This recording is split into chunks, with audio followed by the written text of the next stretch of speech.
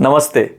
Thank you so much मुझे इतना प्यार देने के लिए, लाइफ एंड स्टोरीज पर कहानियां सुनने के लिए, कमेंट करने के लिए। आप भी सब्सक्राइब कीजिए और कमेंट करके बताइए कि आपको अगली कहानी कौन सी सुननी है। तो आज की जो कहानी है वो है सिकंदर की। जी हाँ, वही सिकंदर जिसके बारे में लोग बहुत सारी बातें सुनते हैं, जिसके बारे में कहा जाता है कि उसने पूरी दुनिया जीत ली थी। उसने कोशिश की पूरी दुनिया जीतने की। 30-32 साल का था जब उसकी मौत उसके पास आ गई थी। और सिकंदर की आखिरी 3 इच्छा क्या थी, आज बात उस पर। सिकंदर की मौत उसके एकदम करीब आ गई तो उसने अपने वजीर को बुलाया और उससे कहा कि मेरी आखिरी 3 इच्छा सुन लो और इन तीनों इच्छाओं की पूर्ति होनी चाहिए। सिकंदर की बात कौन टाल सकता है। सिकंदर के वजीर ने कहा, जी जहां पर आप बताइए।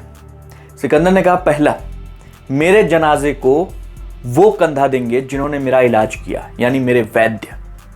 मेरे जनाजे को वैद्य कंधा देंगे जिन्होंने मेरा इलाज किया, ताकि दुनिया जान सके कि इलाज करने वाले के ऊपर भी कोई है जो तय करता है कि कौन जिएगा और कौन मरेगा।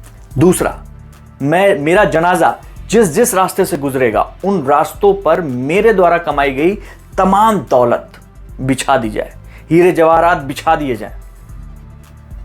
दुनिया को यह मालूम चलना चाहिए कि ये हीरे जवाहरात, ये तमाम दौलत काम नहीं आती जब मौत आती है और वो आप तक पहुंचने का रास्ता ढूंढ लेती है।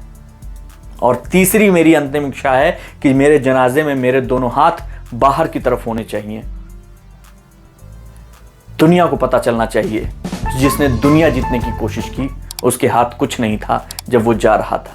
यानी जब हम दुनिया में आते हैं और दुनिया से जाते हैं तो दोनों समय हमारे हाथ खाली रहते हैं।